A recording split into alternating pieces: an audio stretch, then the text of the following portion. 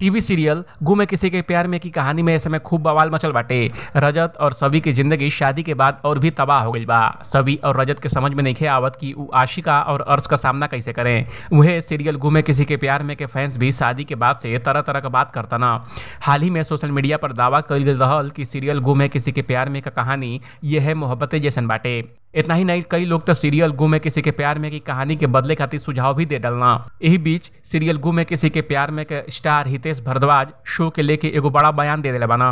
Entertainment news के गलियारे की मानल जाता हितेश भारद्वाज खुलासा कईना हा कि सीरियल गुम है किसी के प्यार में का कहानी कोनो शो का कॉपी हवे या फिर नहीं। अपने शो की कहानी के बारे में बात करते हुए हितेश भारद्वाज कहना, हमके लागता कि लोग के कोनो भी शो के कंपेयर नहीं करे के चाहिए। सोशल मीडिया पर आ रहल कमेंट गलत बाटे।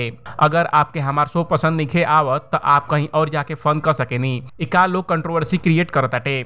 ई कमाल के बात बा कि लोग ए बात के बतंगड़ बनावताटे।